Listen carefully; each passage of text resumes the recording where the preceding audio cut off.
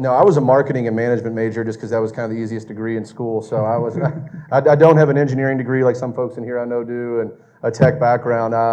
The first job I got out of school was in IT staffing. Didn't know anything about IT nor staffing, but it paid the bills. And so that's how I started to learn about technology and the different roles and the different opportunities in the space. And so I really got into technology probably 13 years ago. And that's kind of how I got into it. And then, like I said, just learning throughout the years and some of the other jobs I've had, whether it be on the consulting side with some of the big companies locally and helping them roll out different projects, or my own startups, or I used to run a company called Forest Giant where we would be software development design partners for companies. So I got to work on a lot of different projects and see how applications and software was built. So that's kind of where I've learned the tech side of things. But more on the business strategy side of things, I couldn't touch a line of code or design a piece of software if my life depended on it. So you mentioned 5 months ago, NFT was a new concept to you. Mm-hmm. And so I think a lot of our audience came today like looking to learn more about NFTs and some of the utilities and some of the opportunities around it. So how would you describe now from your 5 months going deep and starting a project around it, what is an NFT and kind of how you are using that as a utility with party horses? Yeah, great question. And for those that don't know what NFTs stand for, it stands for non-fungible token. And whoever came up with that term should be shot because it's the worst, trying to explain it to somebody and then you have to explain what it means. It's a lot of jumbled words. Kind of how I like to explain it is if you look at something that's fungible, it's like a dollar bill, right? I can give Chris $1, he give me one in return. It's the same thing. A non-fungible token is something that's unique and different and typically one of a kind. And so, and the technology lives on the blockchain, which once again, I won't throw too many buzzwords at folks, but to me, do I think that people are still going to be buying digital horses and stuff like that 10 years from now? Maybe. But to me, I think the cooler things that NFTs are doing, it's almost like a Trojan horse to get people to start using this blockchain technology, and that's what's exciting to me. Mm-hmm. In regards to party horses and how we came about with this concept, there's a couple of us on the team that started it and created it, and our initial concept was around creating a cryptocurrency that was actually backed by inflation-proof assets. Because if you look at something like Bitcoin, it's not really backed by anything, right? It's just, there's a lot of it, and I won't get into the details. But for us, we were like, hey, what if you actually created something that, that could be used in a country like Russia right now, which, the ruble's gone like that. And if you had a coin that could stabilize the people that mean good over there, right? And so, but for us, we realized it would take a whole lot of money to build something like this, and a team that would take, a year to build. And none of us had done anything in this space. And so we said, hey, let's start a little smaller. And so, this one of our teammates, a guy named Brooks Smith, who's a local investor and has done well in a couple things. He was like, I own 50 horses, just put my horses on the blockchain and sell them for cryptocurrency. And we're like, well, I don't think we can do that either. It's just a lot of intricacies that go into this space. And we said, and so finally, like I said, about this time in November, December, NFTs were really starting to take off. If you think of things like Bored Apes and CryptoPunks that were going for millions of dollars for a digital JPEG, it was kind of wild to see.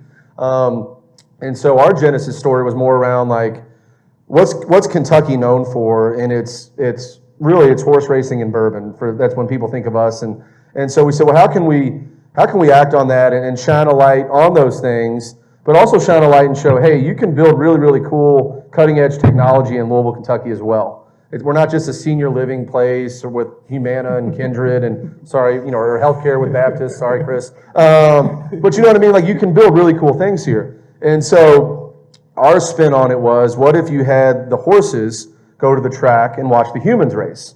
And so the horses have a couple different tiers, from your infield looking horses that might be a little rough around the edges to your trillionaires row and everything in between.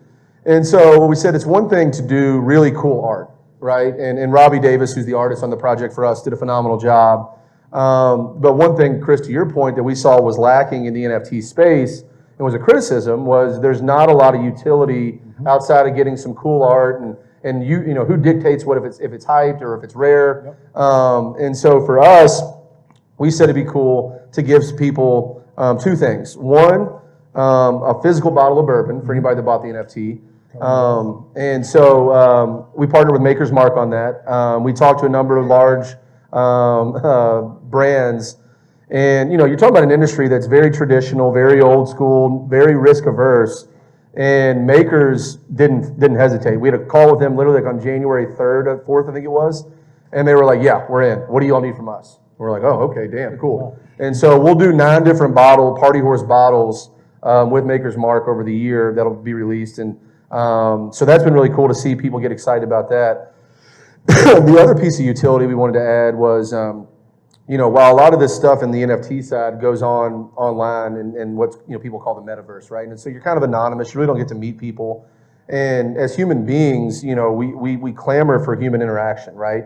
And so we said, well, what can we do on the event side of things as well? Because we went to some NFT events, and it almost felt like a grade school mixer where like the guys are on one side of the room and the girls are on the other, and it was kind of odd. And so for us, we said, hey, we want to throw really cool events and parties. And so and we've done a number of like hangouts and happy hours, and some of them gotten over 100 to 150 people at them. It just kind of shows you that people still clamor, for that real world, real life experience. But the big thing we'll do is Friday night for our NFT holders. We'll have a party down at the Ice House, and we've got Diplo performing, and then a big DJ out of Miami called DJ Irie performing. So it's kind of like one of those things. Like you bought this NFT. And while you got some art with it and some cool bourbon, you also get access through this community and this type of club atmosphere as well. So sorry, that's a long-winded answer for you, but that's kind of where we came from and where we're at now. No, I think that's great. Now you talked about like the marketing and building the brand around that. Now, what made you all go after party and access to a party? What was the big push behind that? And why choose an NFT over, some other form of access? Yeah, I mean, I think the NFT, I'll answer the second question first. I think for us, the technology component was key for us, and that's why we want to do the NFT, to really get our feet wet in this type of new technology. So it was key we did that, and because, like I said, because of how you build that technology, it's ongoing and it's transparent, so you can trade it and sell it and stuff, and so that was really interesting to us as well. This first event, why we chose it, honestly, like we kind of thought some of the events around Derby were kind of stale, quite frankly. I mean, we've been to some of the big parties and they're nice, right? But it's kind of like a bunch of C-list celebrities and, some musicians that are kind of okay. We were like, hey, what if we flipped it on its head and kind of treated it like a Vegas nightclub for a night and got some big acts in here and try to blow it out in a fun and unique different way. And maybe it'll work, maybe it won't, but like, we're all come from a software pedigree where it's like, we're going to test something. And if it works, cool, now we're going to build on it and make it bigger each time. And so, this is our first run at it. Like I said, it might be successful, maybe it's not, but I'm pretty bullish on Friday night being a pretty big time event for us. Yeah, I think it's, an awesome opportunity, right? I mean, you're talking about the horse industry, a stale industry, as a whole. And you all bringing this, new cool vibe, to the industry. I think we all experienced the difference in like Churchill Downs with the release of Downs After Dark. Like we saw a completely different vibe kind of at Churchill Downs than we've seen during their original events. And now, we're bringing this new NFT aspect to that whole Derby and vibe. So I think that's really cool to kind of bring younger people into the fold of, horse racing and what Derby is. No, you're spot on, and that's something that it's a demographic that industry and that sport is missing, right? I mean, you can look at the people that are watching it; it's older people, and it's just they haven't done a great job. Not Churchill, just in general, the sport in general hasn't done a great job of going after a younger demographic and educating people on the sport, why it's fun, how to bet. And so for us, part of it was like, hey, how do we shine a light on horse racing, get people from 16 to 35 interested in it, and hopefully bring, shine more light and put more money into the sport because, it's a big lifeblood to our state, right? And so none of us really have the background in horse racing and that, but like we do have backgrounds in building brands and building software and doing art, you know what I mean? And so doing events. And so for us, that's kind of our way of, hopefully giving back and building up something different. But yeah, you're spot on. Like I said, it's an industry that needs a shot in the arm, no doubt. Yeah, and not only that, you're building a community at the same time, and you're educating folks in the space of wallets, crypto, NFTs. I recall a pre-minute couple of the drinks. Yeah. In order to get a bottle of bourbon, and I met like 3 or 4 or 5 people on the elevator up to get that bottle of bourbon, and had like brief conversations, and they were like, "Hey, I never purchase anything with crypto. I didn't have a wallet. I didn't know what OpenSea was, and it's like I studied over the weekend, got it done, and minted my first ever like NFT. And I just thought it was kind of cool, like how we're highlighting and educating folks in this space while having a project here locally. What kind of response have you heard so far around some of your, the party horse owners and that process as well? Yeah, I mean, that's a good segue. I mean, so, we had some of these bottles that we started giving out more on the marketing promotion side, which you redeemed and picked up with Maker's Mark. And so we started doing some of these early bottle pickups with people. I remember we went to a couple different cities like Lexington, Cincy, Indianapolis, New York, LA. And, the story I like to tell is I was down in Lexington and I had like this 65-year-old farmer show up. I'm talking like the dude was waiting in line at 8 a.m. on like a Tuesday morning, drove from Pikeville, so not an easy drive. And like, dude's wearing like overalls and a John Deere hat. I'm not exaggerating, right? And like, he's like, same thing you said. He's like, man, I wanted this bottle of bourbon. He couldn't tell you what an NFT was, but he wanted this rare bottle of Maker's Mark bourbon, right? But it wasn't just that he did the homework, to your point, to figure out how to get it. Like once he got in it, he was like, man, I bought 2 other NFTs since then, not even party horses, right? And he's like, I could see why it's fun, and I've joined these other communities. And then you fast forward 48 hours after that, I flew up to New York City, and we were giving out bottles. And I was dealing with a Wall Street banker that probably makes $5 million a year, slick back hair, $3,000 suit. He was in the same boat. He's like, oh man, I've heard about NFTs and people making money and flipping them. He's like, I want to get involved. That's why I like Charles Projects. I get some bourbon. So like, to your point, having this 70-year-old farmer from Pikeville and a 38-year-old banker, Wall Street banker, in a 2-day span. I mean, there's not a lot of spaces where you see that demographic coming together. You know what I mean? And so to me, that's been some of the eye-opening things that we've seen from this project is just like the randomness and the type of people that are coming out to it. It's pretty cool to see. And I love the idea of you all tying it to, bourbon. Something that, hey, if I hold this for 100 years, this is supposed to be rare, in 100 years. So, in the same thing with that NFT, like that's kind of like taking it to the next level. Like it's proof that even if you sell that bottle, I had that bottle, back in 1960 or whatever. So I think it's kind of cool. And the point that you made there with the farmer wanting it and the Wall Street guy wanting these things, and I think that you all attaching that to bourbon was kind of a key to, making that a success there, because that's something that we all enjoy. Who doesn't want that good bottle, a rare bottle of bourbon? If you attach it to a bottle of Pappy, then think about what you could kind of do there. But I think that's really cool to, and like you said, from your being a marketing, guy and that branding and putting that together, I think that was kind of a genius connection there. Yeah, it was. And like I said, I give makers a lot of credit. I mean, like they let us push the envelope on some of this stuff where, I don't think Pappy would let that happen. No. I wish they would, but the interesting thing when we were doing the research on, because I think we could have stayed and really focused on just selling this to true just NFT, crypto, Web3 folks and done fine. But like we really wanted to target net new people in the space, right? And how do you do that? And the bourbon was a big hook and draw to get people into that. Because like these rare bottles of Makers, like some of them are already going for like $400 on secondary markets because like there's only like 800 of these bottles the first run made, right? And so it was interesting to see that, because like if you look at the people that really got into NFTs, it's people that collected baseball cards or Pokemon cards or rare bottles of bourbon, like that collector and flip kind of mindset. Or we were all talking sneakers earlier. Yep. Same, like that's how I really found out about it. Was like guys I used to wait in line with at Foot Locker at 6 a.m. to buy the Air Jordan 4s. Like those are the guys that are buying NFTs now. You know what I mean? And like they're not waiting in line anymore. They're just waiting on their computers. And so like if you look at that demographic, to your point, like what was the right hook we were going to get like new people involved? And we had kicked around some things with fashion. And like for us, it just kind of came back to like bourbon. Like it's the second thing people are known for in this state. Let's do it. And like with the fact that Makers being so progressive and jumped in right away, we're like, let's roll. And that's kind of how we looked at it. And you kind of touched on like, having a wider demographic and engaging new folks who are maybe not your traditional collectors. And now, I mean, over the last couple of days with this event, I've already received a ton of questions, right? Like people like, how do I get access to the party on Friday? Like, how do I buy an NFT? So like kind of just tying it back to your project right now. Can you, maybe tell us a little bit how to purchase your party access, how to purchase a party horse? And I know Kella's around here somewhere. He's gonna help folks set up their wallet and help them walk through the process as well later on today if you all need some assistance too. Yeah. Kella's a great educator and a great friend and teammate, so I thank him for that.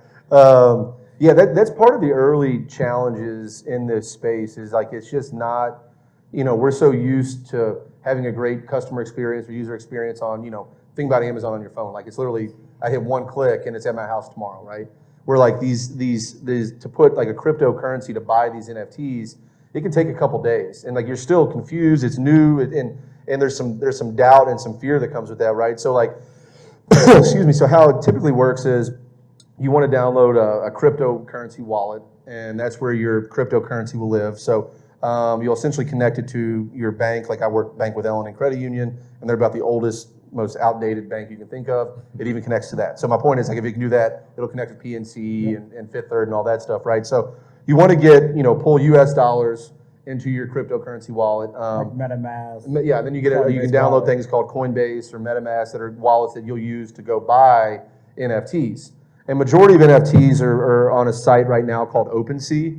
And so if you want to think of OpenSea almost like how eBay used to originally look, like it's the big marketplace where you go and buy. And so how when we launched on March 15th, you actually bought the NFTs through our website. But that was only a 48-hour sale. So now you have to buy secondary off of OpenSea. And so that's where you go and do it. And so for us, you can buy a party horse there, or you can buy the ticket itself to the party on there. And so that's how you go about buying and obtaining it. So yeah, I mean, I wish there was an easier way to do it, because I think at the end of the day, if we could have transacted with credit cards on this, I think we would have sold 5 times as many. Yep. Because of the education component was the biggest challenge.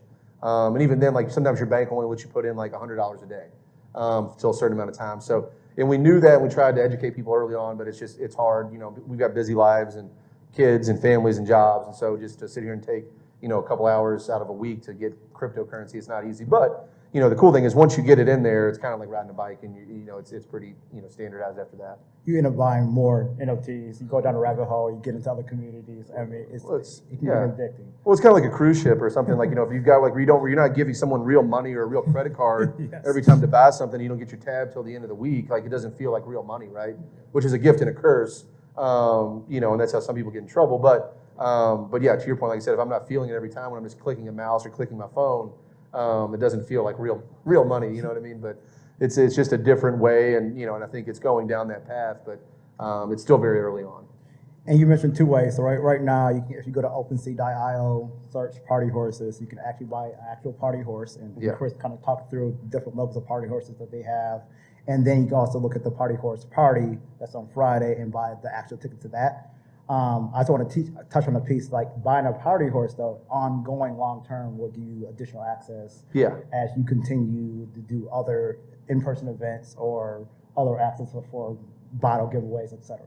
Yeah. So you'll still, you buy the horse, you'll still get a bottle of makers that'll coincide with that. There's still plenty of other events that we'll be doing as well. Like, the next big one that I think we'll do in the state will revolve around Breeders' Cup in the fall down in Lexington. Okay. With Maker's Mark being our partner, they're the main sponsor down there. So we can push the envelope a little bit more. With this party we're doing on Friday, like, with us standing this company up essentially January 1 to move as quick as we did to get this stuff done, and then like try to find a venue that can host 600 people on Friday Night of Oaks was not easy. So, we kind of had to make do with what was available, we got lucky. But, the cool thing is now we'll have time to plan, see what works, get a bigger venue next year, maybe even maybe not do it with Derby, maybe we do a different time of year, who knows, maybe we do like a type of music festival type of thing. So, yeah, the sky's the limit on kind of where this goes. But it's been a ton of fun so far, I can promise you that much. Yeah. Yeah, so you touched on a little bit about what you all are kind of doing with the NFTs now, but what are the possibilities, for NFTs? What is the, big picture? What are some of the things you foresee in the future are, 2 years out?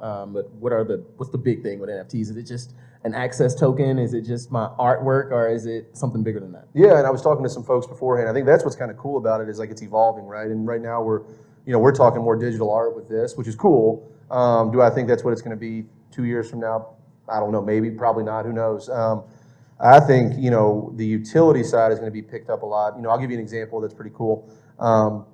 We've got a guy that we're friends with out of New York City that runs a pretty famous ice cream parlor called Morgenstern's. And he caters more towards the high-end celebrity crowd. Like he did like Kanye and Kim's birthday party and stuff like that. And so like very plugged-in guy, very smart. And he added a side diner on that's more like burgers and fries and stuff like that. And he said, there's an issue with chefs and cooks in particular. We're like, Chris could create the Big Mac at McDonald's and leave 3 years from now to start his own company, but he's never going to see a dime from the Big Mac sales. Yep. And so one thing he wants to do, he came to us and he said, guys, like, I'd love to have a new chef every month create their own burger, and it would essentially be an NFT. And he's like, well, what happened is they're going to get a royalty every time that burger sells. So if you make the best burger in the world and you sell $100,000 a month and you do a royalty at 10%, now you're getting $10K a month from Morgenstern's, and you're only there a month, right? So we think about like where it can go from there, right? Like to me, like, so I think like just on people's jobs, like I said, so we're talking digital art now, but I mean, we're seeing it in music right now. There's been a number of artists that like literally have only released their album as an NFT, and you've got to be an NFT holder to hear it and have access to it. So there's music. I've got a friend out of Cincinnati that just did an NFT movie that they sold to HBO.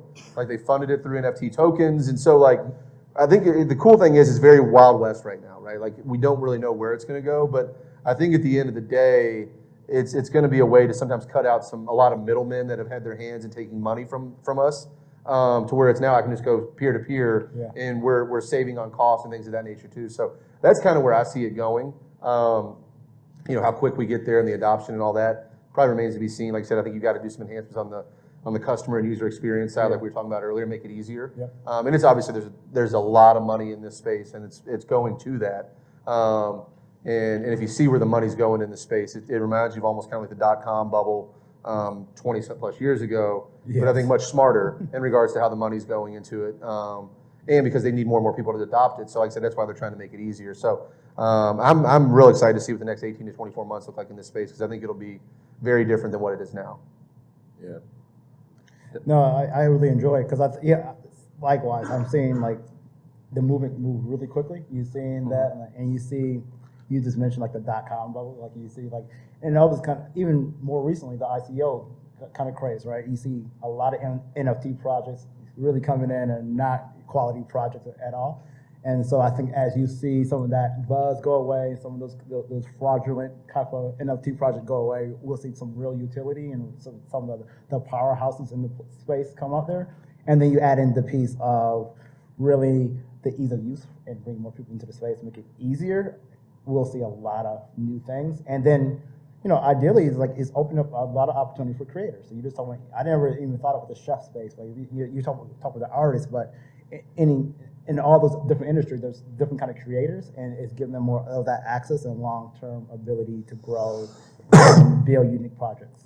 No, I 100% agree. I mean, like that's what I think the cool thing so far is it's really shining a light on artists in particular. And a lot of people in the art community are very underfunded, don't make a lot of money except those people at the top, and so it's been really cool to see that kind of go from more of like a centralized play to a decentralized, and everybody able to get a cut now on their work and get access. And so I think to your point, it's starting with art right now, but I think where it goes from here, like I was pitching it to Isaac, our software engineer on this. I'm like, he works at Facebook as his day job, and like he's built a really cool, if you've ever pretty much bought anything on Facebook Marketplace, like he built that essentially. But I'm like, he doesn't see a dime from that. Now he has like, stock in Facebook, but I think about like, if you go and negotiate with Facebook and say, okay, I'm building Facebook Marketplace, but I want 3% for the rest of my life because I'm the one that built it, right? Or the one that designed it, or the one that marketed it, right? And so like, I think the more power you can remove from the top and spread it to the edges, that's what you're seeing in this whole crypto kind of Web3 way. And I think that's what is really getting a lot of folks excited, because like you don't have to depend on the man every time to get your check or your equity. It's like, hey, you can stand up yourself and you can demand it now and get it. And so that's what I'm excited about too, that more and more people have access and power and money, and not have to, it's going to be in the hands of a few. Before we go to Q&A for the audience, I want to give them the opportunity to ask some questions. For you, like, if you look at the city of Louisville and the state of Kentucky, how can we be more competitive in this space? What are some things that engage folks in Web3, NFTs, crypto, et cetera, that we could do better to really make us more of a central hub here? Yeah, I think you hit the last piece you said was key. I mean, I think there's a lot of smart, talented people in this state doing amazing things, whether it be in startups, whether it be in Web3. It's just fragmented. You know what I mean? Like there's not a unified body that's bringing people together, because like, you might need investors on your startup, or you might need, you know what I mean? And there's groups that are trying, and I think, and doing better, right? Like Amplify is, I think, doing a good job, but like we still need to do better as a community, right? And so So I think the more and more people are open about it and transparent about what they're building or what they'd like to build. And because like I said, I just think that that's where you see success in other markets. Like Miami is one that's blown up recently because they kind of planted their flag when COVID happened and said, hey, we're going to be a crypto city. And a lot of that's just marketing buzz, but they got a ton of people to move from San Francisco and Texas and to Miami, and like it's kind of a hub now, right? And like I was talking to some local government people the other day. I'm like, you all should do the same thing. Like what we're doing is cool, but like there's other people that are doing it as well. And say we're a Web3 city. Who cares? Who cares how true it is? I mean, like if there's only 5 companies doing it, right? Like it's going to generate buzz and get people away from Nashville or Indy or Cincy and get people to move to a city like Louisville or Lexington to show that hey, we are progressive. We do understand technology. You know what I mean? And so to me, I think it's just being transparent. Let people know what you're working on. Be open, and do more things like this that bring people together and learn. I think that's where you're gonna have the biggest impact because like right now, I think it's a state and the city. There's so many talented people, and that's been the cool thing with this is like we almost felt like it was kind of like an Avengers thing at the end of the day. It's like everybody, not saying we're all superheroes, but like we all were good at certain things in our own right and have had success and failures. But like as a collective, like we came together and built this really, really cool concept. And there's no reason the city as a whole can't do the same thing, right? Come together and share what they're doing. Oh, you need help with this? Let me plug in with Chris. He can help you out with that. You know what I mean? And I think we just need more of that. And knowing what's going on in different groups and different startups, you know what I mean? And just the awareness factor is bigger than anything. So I think that's really the key. Because I know the talent's there. Yep. I know there's money in the city if you just got to learn what rocks that's under and stuff like that. And so I think it's really just the awareness piece of it. Absolutely. All right, what questions do we have? Anybody? Right up front, and then. Right. 2 questions. First one is, if you're an owner of a party horse, does that grant you access to all the events nationwide, complimentary, or? Yeah, like this one's a little different because like capacity of the ice house. Like so, we sold 3,300 party horses, and that's it. And so we can't fit 3,300 people in the ice house, right? So like we had to do like a random lottery, and only to 400 people because that's how many we can get in. But the cool thing is, we talk about community. So we have a big community on Discord, which is something that was new to me as well. And like there's people that are in that every second of the day. And like, they made friendships. They're like people that are meeting up in Lexington and other cities and like got their own like subgroups. And so the cool thing was like, there was like 2 guys out of Denver that won tickets, right? And they're like, yeah, can't fly into Louisville, not gonna be able to make it. And they're like, you might want our tickets. And they could have like, those tickets are going online right now, between $150 to $220. So they could have easily made money on what they bought, right? But they decided just to give them to community members that are here locally. And so that's been pretty cool to me to see like the friendships that have became of this. And so, so once you own the party horse, you own everything that comes with it.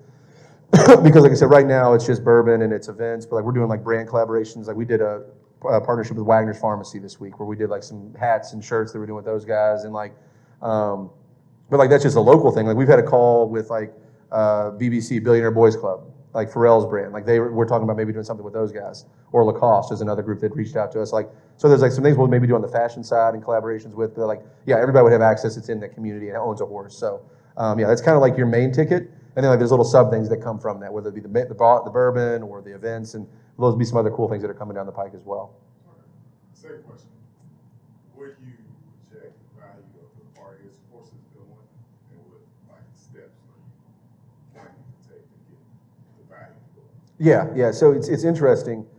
If this was a traditional software startup that I've done in the past, like there's kind of a blueprint you can go off of, right? Like, hey, you do this much advertising on Twitter and LinkedIn, and there's kind of a blueprint to go off of. Like in this like NFT crypto world, I mean, stuff changes by the minute. I mean, it's crazy. Like we've talked to influencers, we've talked to like PR companies that try to like. There's just not like a silver bullet to just make sure like your project goes from here to here, right? And so what we found really to have the most success is like having your community be the ones that spread the word for you, right? You know what I mean? They're the ones that, like when we've done like the Maker's Mark bottles, right? And you see like 300 different people post their bottle, right? And it gets 40 likes each time from somebody, you know what I mean? Like that's where I think you see the value go up. And like, like we post pictures of our meetups and stuff like that. I think that shows value. But yeah, there's not a real like tried and true way where it's like, hey, if you do this, you're gonna get, it's gonna double your price and your value, right? I mean, if it is, we would have spent money on it, I can promise you. As we've tried about everything you can think of, to paying influencers, to paying people to promote it on Twitter. I mean, Kella can attest. I mean, we've talked to so many different people, but it's such a new and organic thing, and it's also like I feel like you can't be like cheesy and unauthentic in it as well, right? Like people can sniff through it if you're not being real. And so it's a weird line that you've got to play with. But yeah, I mean, if anybody has the solution, feel free to let me know. We will gladly compensate you to make the value go up even more. And I'm confident it will. You know, we've got some things that'll come out this summer. Some big social brands are intrigued and want to do some case studies on us. And I think when that comes out, that'll take it up as well. And I think, like I said, once we get back to giving out bottles to people and like posting that drums up hype, people seeing Diplo and maybe some celebrities that swing by our party on Friday night, that could probably bring some attraction to it as well. So yeah, we're like I said, we're software guys at heart, so we're going to keep testing things till we figure out what the right recipe is, and then once we figure that, we'll dump a ton of gasoline on it and keep going and building from there. Yeah, thank you. My question was, once you purchase it, can't you resell, right? Yeah, oh yeah. And everything that you bought goes with it other than the Bourbon bottle, right? Yeah, pending you haven't got the bottle yet. So yeah, I mean, like we had a guy, I think he bought in at 0.2 is what they bought. So I think at that day it was like $500 US dollars. That's what he bought it for on the day of. And I think he sold it the other day for like $5,000. So I mean, like 10x on his investment, right? Now that's not always going to be the case, but he had a rare one that had different traits and stuff like that. So yeah, I mean, it definitely, there's value to make on a secondary market for sure. After you as the issuer has sold all the 3,300, how do you continue to make money? Yeah, great question. So to piggyback off her question, we make money on secondary sales as well. So we get a 10% royalty every time it sells. So, you know, for us, we've done about 90, I'm trying to do rough math in my head. We've done about 300 grand in secondary sales. So we made 30,000 so far on the secondary. So to your point though, if you get it hyped and it starts going, then like these Bored Apes that people have seen in CryptoPunks that sell for, you know, $1 million in NFT, well, we're getting 100 grand every time something like that sells. So that's how, you know, we can figure out some things. But there's some other ways we'll make money through some collaborations and opportunities and some merchandise opportunities that we can look at. And like the crazy thing is that we've had other big bourbon companies reach out to us and like, hey, we thought about it as being like a bourbon only NFT and like, we'll give you this. And you're like, okay, well there's some interesting opportunities, but right now you pretty much make money off when you initially sell it and then secondary sales. How do you sell it on the secondary market? Like, 'cause to me, it just seems so foreign. Yeah. So, like, if I go to OpenSea Yep. and buy an NFT, what do I do? Yeah, so it's literally like it'll have, so there's two ways. There's like an auction type that you can buy it from, or just like a buy it now piece, right? Where it's like, hey, Kella's horse, he's selling it for $1,000 and you pay and then it transacts into your wallet and that's it. It pulls. Would it be on OpenSea as well? Yeah, OpenSea is how you would buy it. I mean, that's the majority of them. There's a couple other platforms and you can do private one-on-one, but like unless you really know the person, I would kind of. And I think you were asking too, how do you resell it, right? Yeah. So, Yeah. So OpenSea is a pure marketplace. So once you buy it, you can resell it back on the OpenSea as well. Yeah. You put your own price on it. Oh yeah, You can absolutely. put your own price on it. You can put an auction. So it's very like early days, like eBay. It's right? very similar Like to eBay. eBay, you had to buy it now, or you can put like a price on it. And are these one-of-ones? So how the art was made is pretty interesting. I didn't really touch on that. So Robbie didn't hand draw 3,300 horses. What he did was he hand drew 50 different mouths, 50 different sunglasses, 50 different hats, right? So he had all these traits. And then what we did was we went through there and did like a rarity curve. And we said, hey, we only want 2% of the horses to have a top hat, 1% to have these type of glasses, right? So that way that's how you kind of create the hype and the rarity on some of these horses. And then you put the code on top of it, you put all that into a blender, and out comes the horses. So we didn't know what the 3,300 horses would look like. We kind of gave it the rules, but the code did all that. And so when you hear like a generative NFT, that's what ours is. The code generated what the horses look like. Now, it's Robbie's designs and the attributes, and so that's a pretty interesting thing as well. Now he did hand draw 25 one-of-one horses and those are the ones, like if you look online, some of those are going for $5,000, $8,000, $10,000. Those are ones like he actually hand drew, and so those are worth more just because they're traditional true one-of-ones. But really, every horse is a one-of-one. Yeah. But there was 30 that he hand drew one-of-ones. So hopefully that answers your question without muddying it too much. Anything else? Westerfield.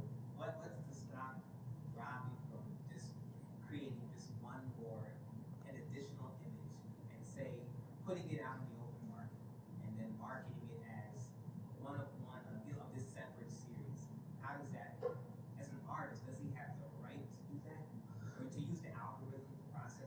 Yeah, so essentially, like when it's done, right? So there's never going to be another party horse made, right? So he can create, and what's almost like a secondary. I think what you're kind of getting at, like a secondary run, and we're looking at doing that more for just like some philanthropy things. Of like we've had some charity groups ask us if like they could have their own horse, right? And so like Robbie might hand draw those, and it'd be like on a secondary chain, but like it wouldn't be worth the same value, And those will never be resold. Those are more just kind of giveaways and stuff. So yeah, I mean, like there's some groups that have done that though. I'm trying to think of an interesting one. So like Bored Ape, which is like the most famous NFTs, what they did was they created this serum, and if you combined it with your ape, it created what's called a mutant ape. So to your point, they created like a third NFT out of this, and they're selling those for crazy amounts of money too. So you can do that. There's people that have done it, but like for us, we're not going to do that. But there's definitely some projects that have done what you're saying, and there's usually some kind of combination of a mix or a syrup or serum or something is how they kind of usually go about it. It's more marketing and hype and yeah, exactly right. And that's the key thing in this space too is like telling a good story because that's how as humans we remember things and we get excited. And so for a lot of these people it's like, hey, how do we keep building what we've got? Okay, cool. Let's create mutant apes now, right? And let's give them a story. You know what I mean? And so that's kind of how you keep some of these things ongoing and living. No, yeah.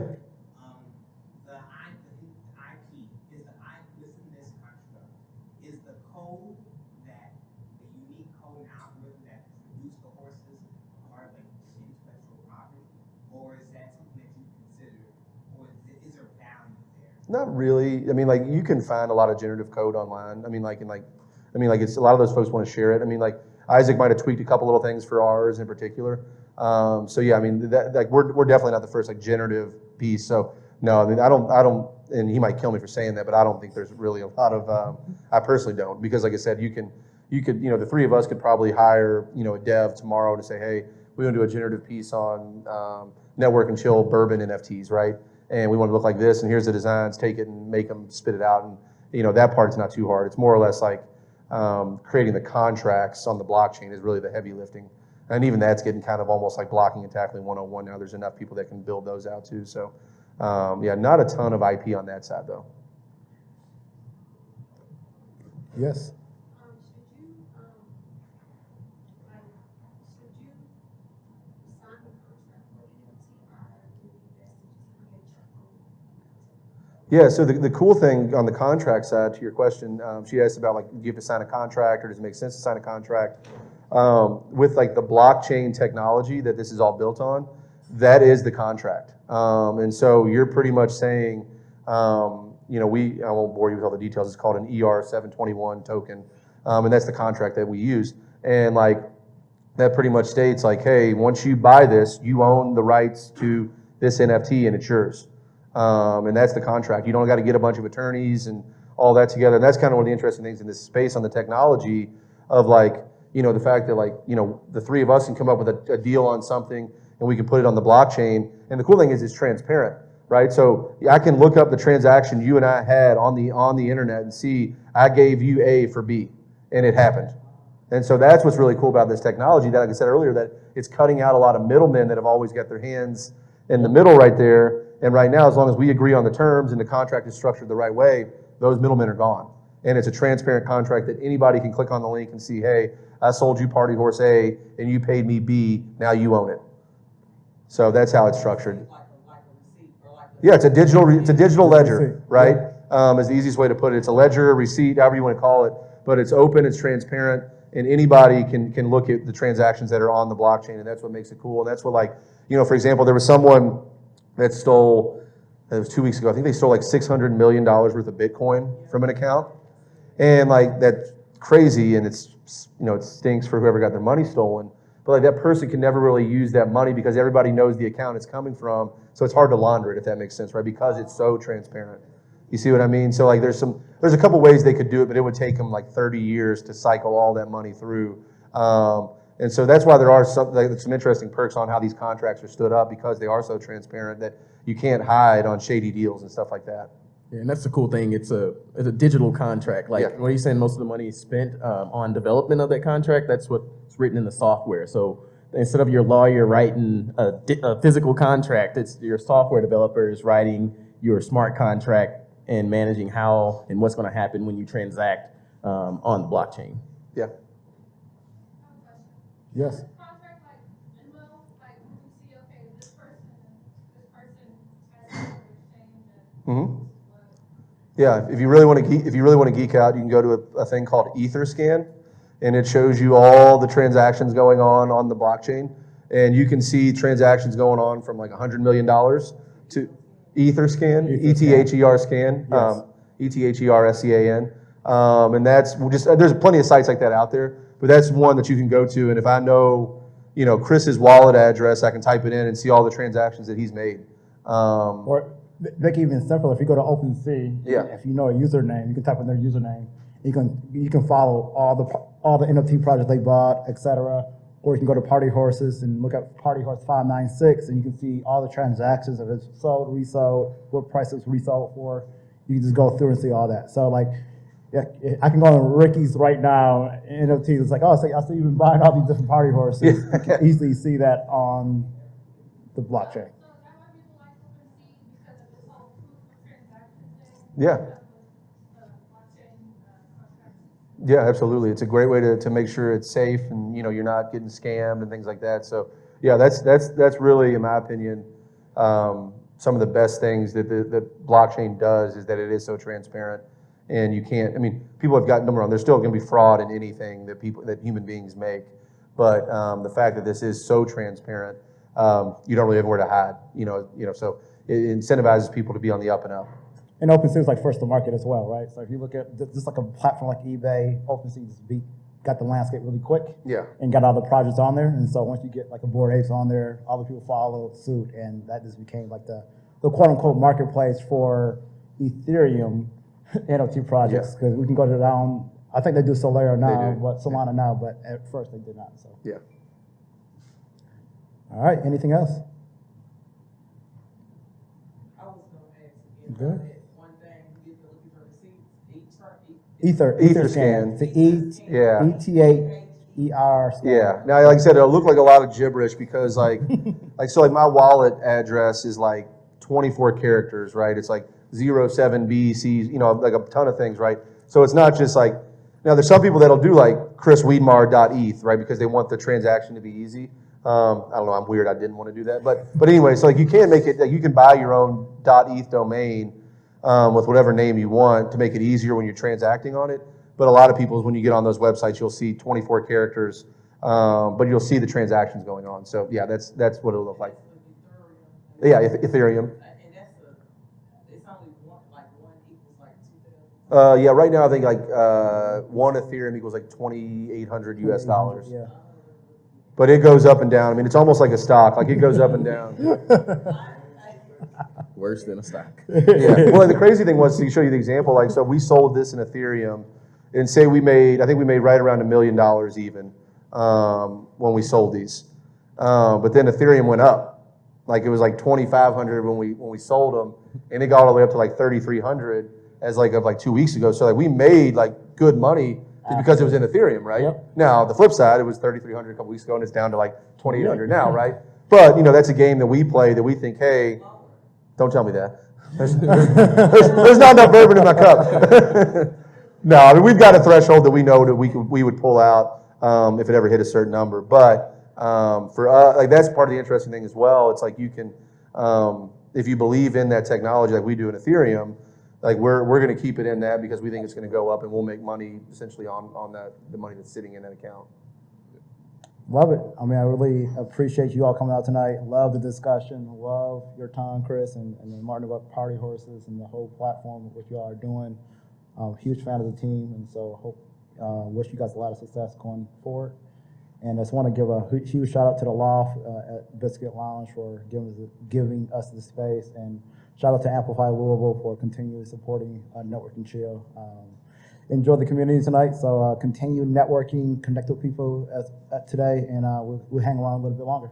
Awesome. Thank you guys for having me. Like I said, if you have anybody questions on this offline, feel free to reach out to me. I'm happy to talk with folks, over coffee or anything like that. Like I said, it's an interesting space and something that we're passionate about and would love for not even just party horses, but just in general, if you're curious about the space, we'd love to be happy to sit down and talk to you about it more. So, Well, thanks. how can we keep in contact, Chris? Twitter, email? Yeah, just Chris, CHRIS at partyhorses.com is probably the easiest way. Just email me, and outside of this week, which is a holiday for a lot of us, I'm happy to meet with anybody or hop on a call and chat. So, and usually I work downtown as well at Hopewell. So if you wanted somewhere to meet too, we can meet down there at our offices down there. So, but yeah, just Chris at partyhorses.com is probably the easiest way, and happy to catch up with anybody. So I appreciate y'all making time tonight, and it's been fun to chat with you guys.